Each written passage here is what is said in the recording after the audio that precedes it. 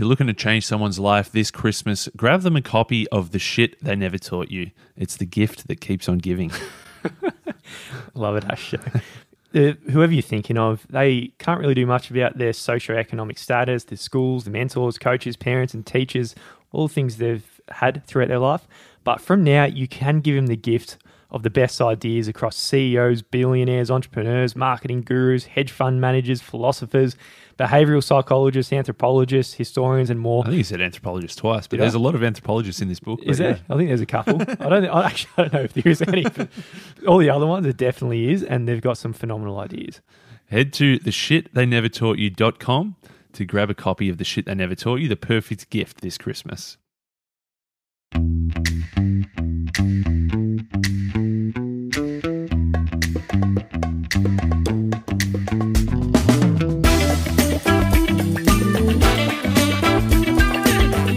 Welcome back to What You Will Learn. My name is Adam Ashton. And my name is Adam Jones. Today we're taking you through the best bits of the 5 levels of leadership by John C. Maxwell, proven steps to maximize your potential.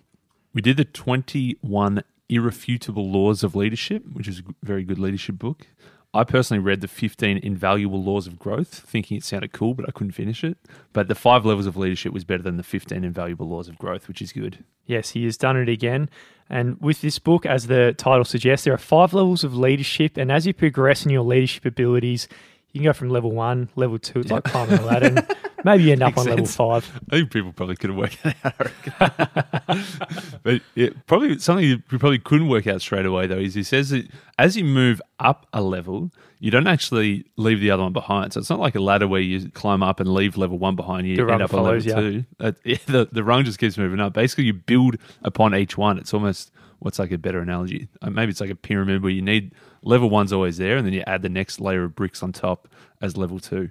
With each level, the dynamic completely changes. So it's an entirely different skill set you kind of need to learn with every one. Because when you first rock up into a leadership position, the only thing that's going to happen is people are going to acknowledge your position, and that's about it. But by the time you're on level 5, things are entirely different and you're operating at a totally different level.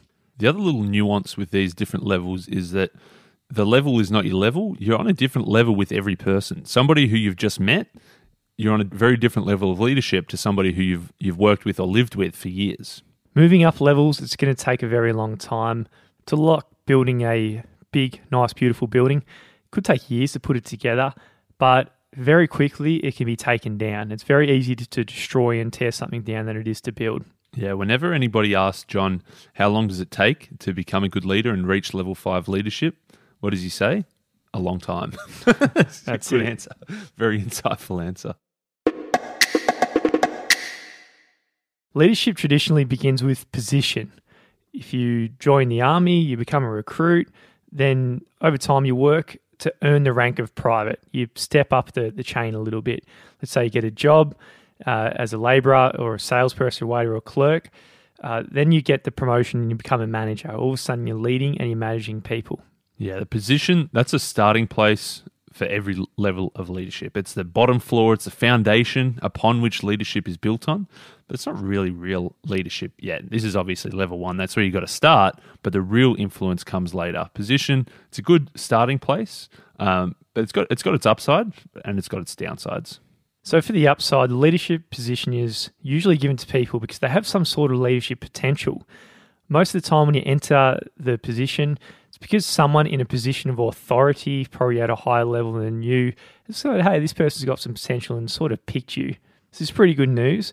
So if you're new to leadership and you've been invited to lead something, you can really celebrate the fact that some sort of authority believes in you. That is definitely a good thing. And another upside is that it's kind of like an invitation to grow as a leader. If you want to lead, you need to grow. And if an organization wants to grow, then it needs to have strong leaders and it needs to improve the leadership ability of all of its leaders. So by getting the title, by getting the position, by getting onto level 1 of leadership, it's kind of like an invitation to say, okay, we've got a bit of faith in you. You can climb these rungs of the ladder. You can build the bricks on the pyramid, whatever analogy we're going with. It's just an invitation to say, here's your starting point. Now it's all up from here. So they're pretty good things, but as you said, our show, we're starting on level 1, so there's going to be some downsides here. And having a leadership position, some sort of authority, it can sometimes be misleading.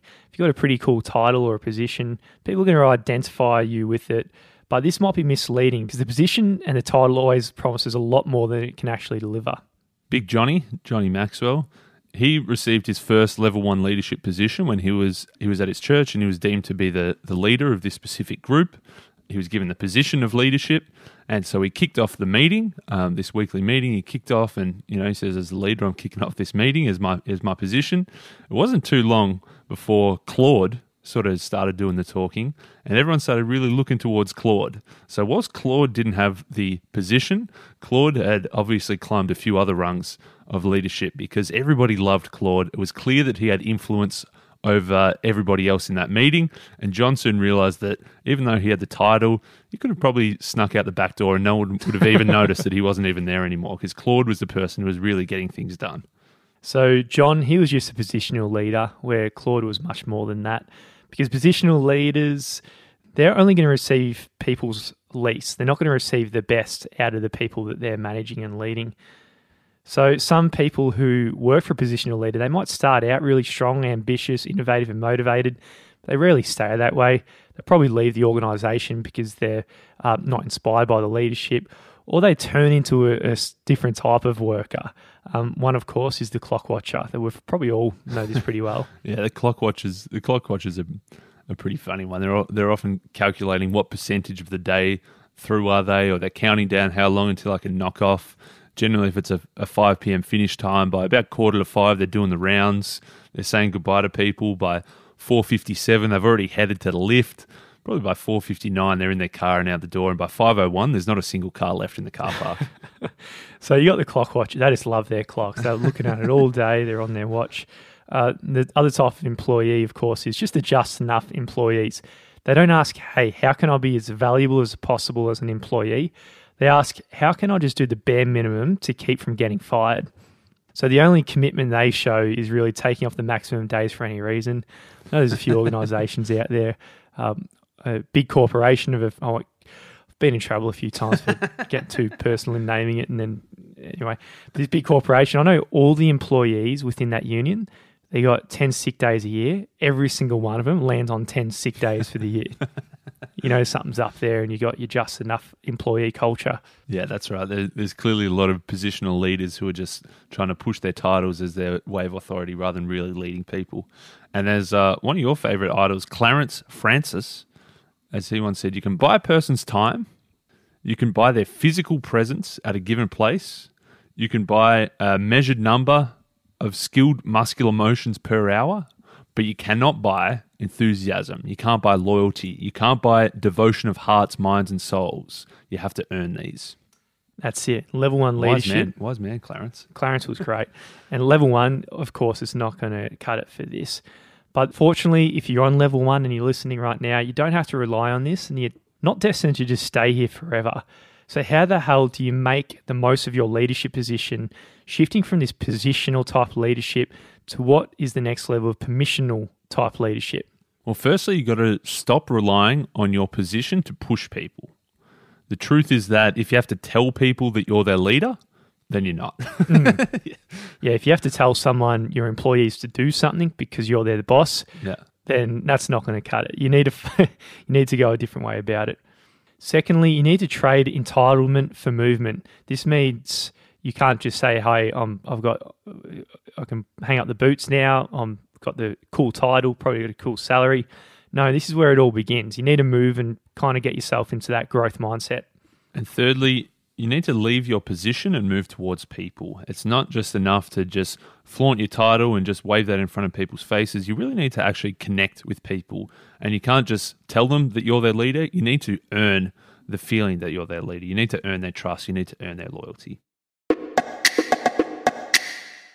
Making the shift from level 1 position to level 2 permission, it's kind of your first real step into leadership, because leadership is influence, nothing more, nothing less. And leaders who rely solely on their positions, they don't really have any real influence. You need to take that step up to permission to actually get a bit of influence and get a bit of real leadership. Yeah, the subordinates just do the things because they feel like they have to in order to just receive their pay, keep their jobs, and keep from being reprimanded and so forth. But the more the barriers come down from the leader and the relationships deepen, the broader the foundation for leading others really becomes for the leader.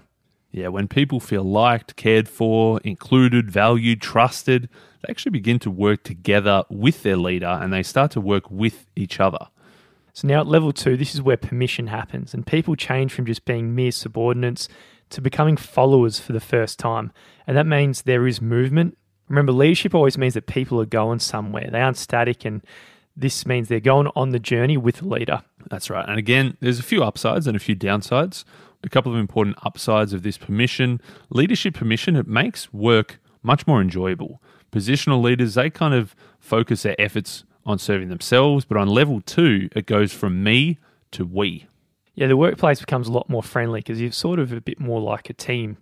Everyone's starting to like each other. There's a bit of chemistry going around the office or the work site. And the followers no longer possess the have-to mindset. Instead, they turn into the want-to mindset. Another good upside is that the leadership with permission, they focus on the value of each person. All great leaders, they value people, they lift the value bar of the organizations. And of course, one of the greatest examples of this is Big Nelson Mandela. He continually modeled a leadership that placed high value on every person. His strength and humility, they're legendary. And he was aware just how important it was that he brought this sort of attitude towards leadership and how he valued every single person he came into contact with. So you said if you want the cooperation of human beings around you, you need to make them feel that they are important. Probably came before Carnegie here. And you do that by... Well, just purely in age-wise, Carnegie was a few decades. Around about the same time. Yeah. And you do this by being humble. This is exactly how he lived as well. There's a story here of when a successful business person named Pete, he was once invited to President Mandela's to have some brekkie. Peter, dressed in his best, he's having brekkie with Mandela here. So exciting times. And he asked his driver, Doomy, to take him there. And when Mandela, he was waiting outside and gestured that they enter the house. However, the driver, Doomy, he remained in the car. And as Peter was walking up the steps and he saw Mandela and he said, Peter, I thought there was 2 of you. And Peter said, no, I'm just here by myself. And Mandela said, well, hang on, I can see there's clearly another bloke there. So Mandela, he walked down, he went to the car, he said, wind your window down, Doomy. And he said, Doomy, come on, have a few croissants with us. Come on inside, mate. That's exactly right. And this is a common thread in all great businesses, governments and education centres. There's this common culture and feeling that everyone's valued and everyone's respected. And a leader who's on level 2 can help to set the example that everyone within the organisation, no matter their status, has some level of importance and value for the company. Yeah, you can imagine 2 very different styles of leadership. One is that everybody can come in and share a bit of breakfast. The opposite end of the spectrum is probably, someone who's using people as a human, coffee table or something. Just I was on a show I watched recently. Oh, was it? That's what popped up into the brain, using Comedy. people as furniture. That they're clearly very different styles of leadership. That's for sure. The third upside is leadership permission nurtures trust. So trust, this is the foundation of permission. If you've got integrity with people, you're always doing what you're going to say you're going to do and so forth, you're going to develop some trust. And the more trust that you develop within the people you lead, the stronger that the relationships are going to become. And as James Stockdale said, when the crunch comes, people cling to those they know they can trust, those who are not detached but who are involved. And he probably went on to say those who smash a wooden chair into their face until they're swollen, if you listen back to our courage episode. I don't know if that was the same quote, but... I didn't even notice he popped up again there. Stockdale seems to pop up a fair bit. He does. Still don't know who he is. You don't remember how he smashed his face with a wooden stool? Okay. No, I've got a shocking memory, don't I? I think those early 20s are coming back to bite. I think that was only last week. In terms of episode, and in terms of recording, it was about 45 minutes ago. I've actually forgotten. I've probably said the story. I'm dead It serious. was just before the monk who lit himself on fire. Oh, that bloke. Yeah, I remember that now. Stockdale. Interesting character he is. Jack Welch, moving on to Welch. I've heard of Welch. We all know Welch. He commented, above all else, good leaders are open. They go up, go down, or around their organisations to reach people. They don't stick to established channels. They're straight with people. They make a religion out of being accessible. So there are plenty of upsides, clearly, with permissional leadership, but of course there are a few downsides as well. Sometimes permissional leadership can kind of appear a bit too soft for some people. If you're in a high-performance environment, like a bit intensive, then you kind of want to just push people to get the best out of them. And this permissional side, this caring side, this relational side, it can be seen as a little bit weak. Yeah, I totally get that feeling. If you're just trying to be friends with everyone, it might seem to some people that you're missing the hard aspects of leadership, right? Like, what about the productivity? Who cares about the soft aspects and being friends if you're not getting results? So those who start just being a hard ass but don't develop relationships first, they actually end up getting stuck on level one, because it's these soft skills really that need to be developed in order to actually get to the extremely productive levels, which come a bit later. You can kind of understand it, that the high achievers, they want to get things done. They want to get it done now as well. They don't want to take the sort of the slow arc of building long-term relationships. And of course, maybe in the short term, that probably might work. You might achieve more in the short term, but it's really going to come back to bite you down the track. So the best behavior to do and handle this is to strike a balance between care and candor. So a lot of leaders get this balance a little bit wrong, because a lot of organizations, and I've been in a few organizations where it's like a family. They try and nurture a culture of a family. This is a bit of a mistake, because people don't realistically treat their family in a realistic way. You sort of got a commitment level that's deeper than others. I mean, if someone stuffs up and doesn't do anything right for ages and they're a bit of an arsehole, they're still coming to the family dinners. But in a family, you'd probably give them the boot. In No Rules Rules by Reed Hastings, he says the same thing, which we're going to cover at some stage. But he says, rather than the metaphor of family, a better metaphor is a bit like a high-performing sports team. Everyone still cares for each other and works hard for each other, but you're not entitled for a position on the team. One day you might get traded or might get given the boot. So that's probably a better analogy. That's right. The other thing that you can often get confused here is that, a permissional leader, you might just think that means giving your team members permission to do whatever they want, but that's also wrong as well. You can't be so nice and fluffy and caring that you just let people work without responsibility or without accountability. You need to really strike that right balance between giving them enough rope, but then also keeping them in line to help them grow and perform better. So caring values the person, while candor values the person's potential. Without that candor, you're not going to let that person and challenge that person really to step up into what that person could be, a better version of themselves. As the old proverb goes, faithful are the wounds of a friend. That's a bit of candor. But deceitful are the kisses of an enemy. Yeah, here's a nice one.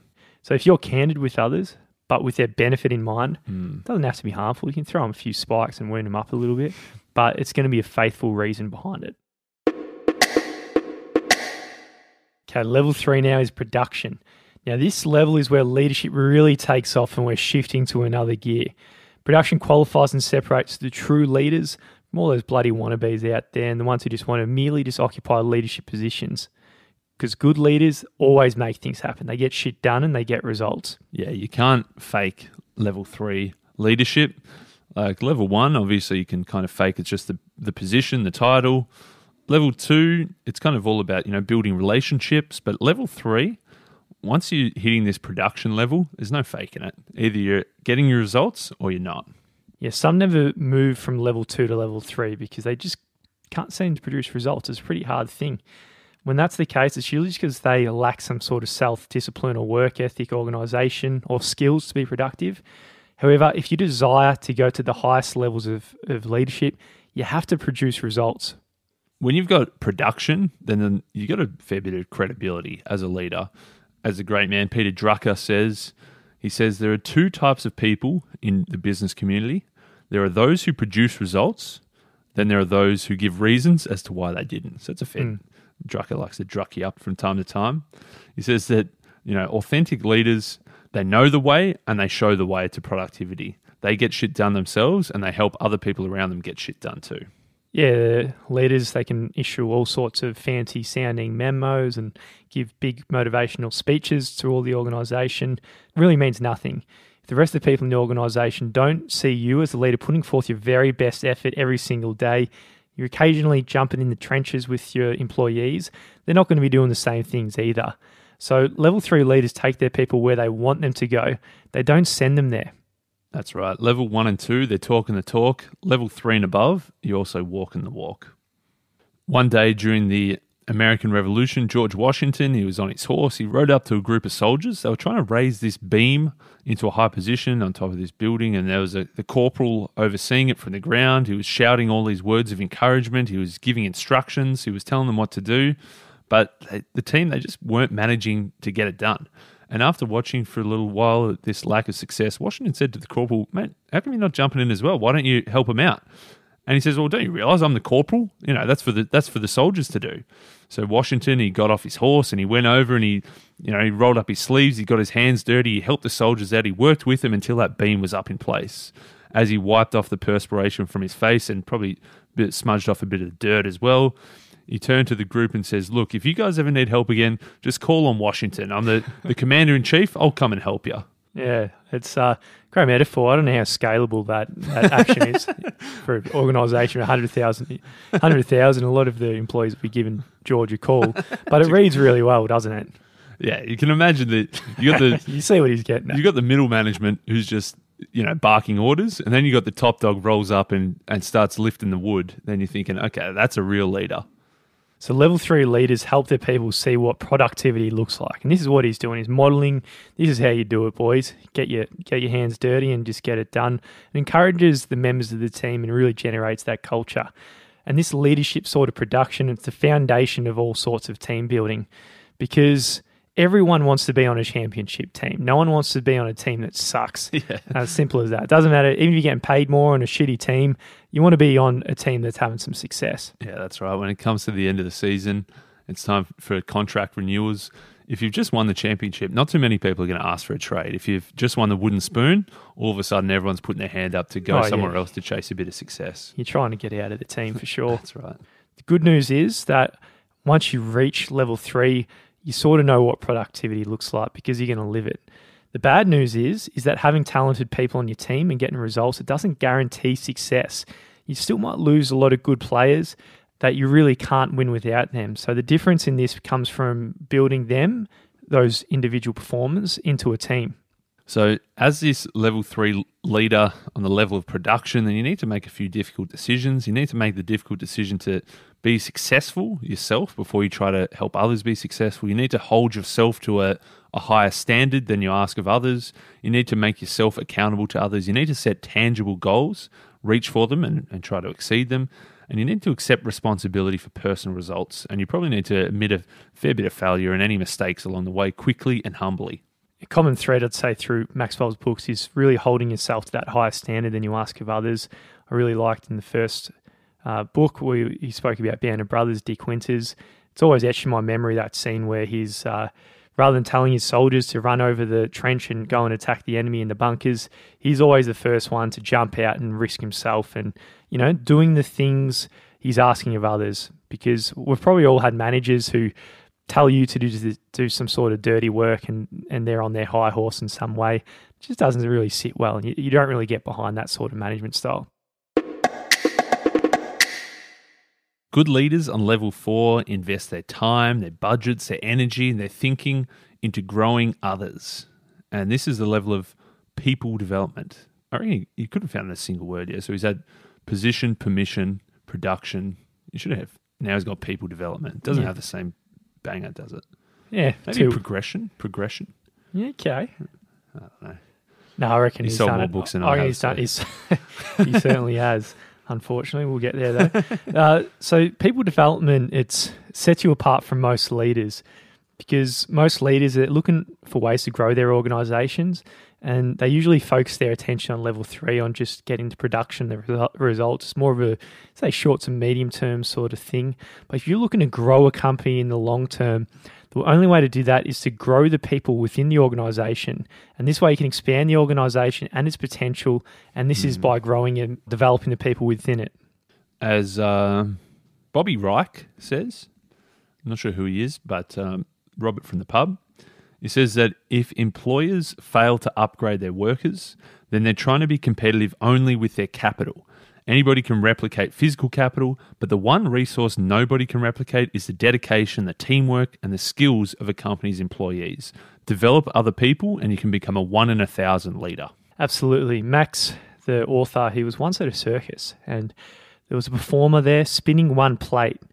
Then he started spinning another. Like, shit, this guy's pretty talented. He started spinning another and another. There's like 6 plates spinning. And for a few minutes, he hurried from stick to stick, keeping them spinning so none of them would lose their momentum and everything crashing down. He noticed the more plates were spinning, the faster he had to run from plate to plate to keep them spinning. This is actually how a lot of managers perform on the lower levels. They can hold everything together.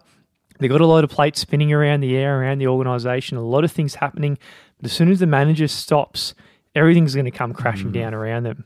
And you're going to wear yourself out. And you, as the manager and the leader, you're the one limiting the potential of the organization. Yeah, that's right. The great test of your leadership is not what happens when you're there, but what happens when you're not there. If instead this circus performer, if they'd have maybe pulled someone up from the audience and taught them how to spin the plate, all of a sudden you've got somebody else, you've developed somebody else to spin the plate. All of a sudden you don't have to do so much anymore. If you can develop people to do things without your guidance, then you're going to be a hell of a lot better off and your organization's going to be a hell of a lot better off. That's it. If you're an army of people spinning plates, then That's your right. job's done and dusted. You can hang up the boots and probably get the results, which is pretty exciting. So leadership at this level has a few different aspects. Firstly, it's about positioning in terms of putting the right people on the right bus in the right position. Of course, this is a really famous analogy that is everyone's heard of from Jim Collins, and this is how he demonstrates the importance of this. So in this metaphor as a leader, you're not just popping yourself in the driver's seat and throwing people into their seats. You're getting the best, very best people and putting them on the bus and letting them figuring out where the bus is going. So you're taking a step back and letting the talent of the people within your organization making the calls about the direction. In addition to positioning, another important thing is modeling, and that's showing others how to behave. One day, a lady popped up to old Mahatma and said, "Mahatma, can you please tell my little boy to stop eating sugar?" And Gandhi said, "Look, come back in 3 days." And then, 3 days later, the woman came back with her son and said, "Gandhi, can you please tell my boy to stop eating sugar?" And Gandhi said, "Young boy, please stop eating sugar. It's not good for you." And the woman was like, "Mate, what do you need 3 days for?" It's like, you couldn't have said this 3 days ago. But Gandhi said, "Look, 3 days ago, I too was still eating sugar. I could not ask him to stop eating sweets as long as I had not stopped myself." Yeah, that's it. It's a very good call by there, Mahatma Gandhi. Now, the third aspect on this level 4 is about challenging. So level 2, we've built the relationships with the people. You've got a few runs on the board. At level 3, you've got some results. There's a good chance at this stage they're going to buy into you and accept the challenge to improve because they know you're a bit of a weapon walking around, right? So at this stage, you can really ask your people and challenge them to develop in different ways. So you might send them books related to their strengths. You might send them to conferences, take on new challenges that are going to put them in their sweet spot, encourage them to practice difficult disciplines that slowly build character, and of course, keep meeting with them on a regular basis and keeping those challenges ongoing.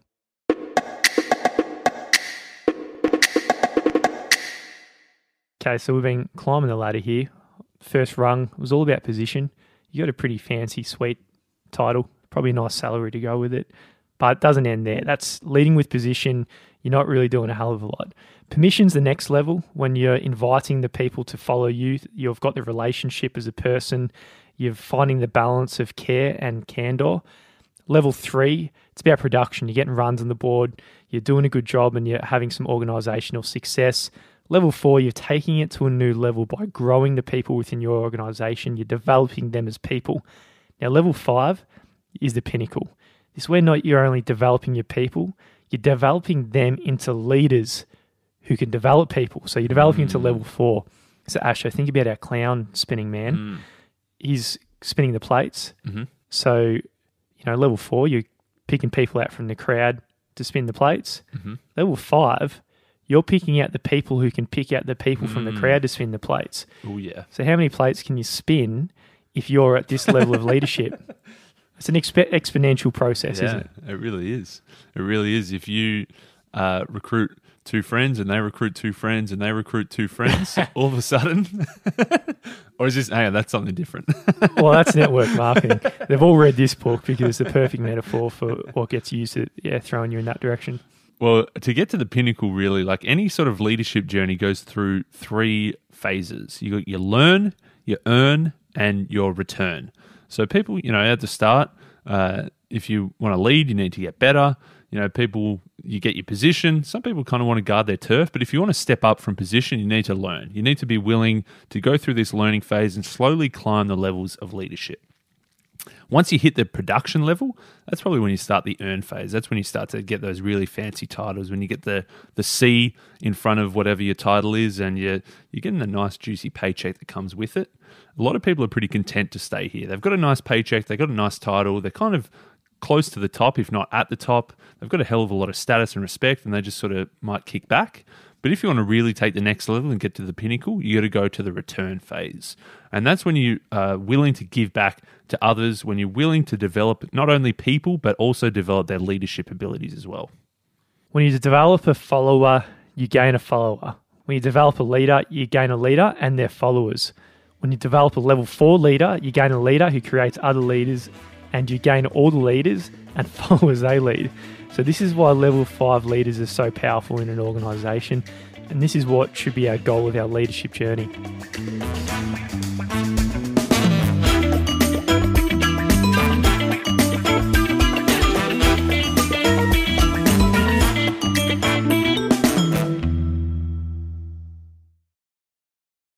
If you're not sure what to buy someone as a Christmas gift this year, buy them an international best-selling book by a couple of international best-selling authors. Grab The Shit They Never Taught You by Adam Jones and Adam Ashton. International best-selling authors, if I might add in there. We previously... Did you say that? I did, but hit it again. Once more. Sounds good, doesn't it? Yeah. International best-selling authors. There you go. Yeah, we did it. So a title we're proud of. We're going to throw it around and bandy around a few times now, but probably more proud about the ideas that are in the book, and we can guarantee that it's going to make you look like a legend when you gift it to someone you love. Head to theshittheynevertaughtyou.com to find all the places where you can buy this bad boy today. Acast recommends more podcasts, more episodes, more great shows. Keep listening to hear a new show we recommend. Hi, I'm Zibby Owens, and along with Tracy Cox, who is an international sex expert and author of 17 books, I co-host the podcast Sex Talk with Zibby and Tracy, and it's SEXTOK. And the reason we have it as Sex Talk is because we happen to be viral TikTok stars at the moment, with some of our videos getting over 1.1 million views. So listen to us. I am totally shy and squeamish. She is super open, British, and hilarious. Listen to us each week as Tracy answers 3 anonymously sourced questions about all the things you talk to your girlfriends about. Listen on Acast or wherever you get your podcasts. Sex Talk with Zibby and Tracy. Acast recommends.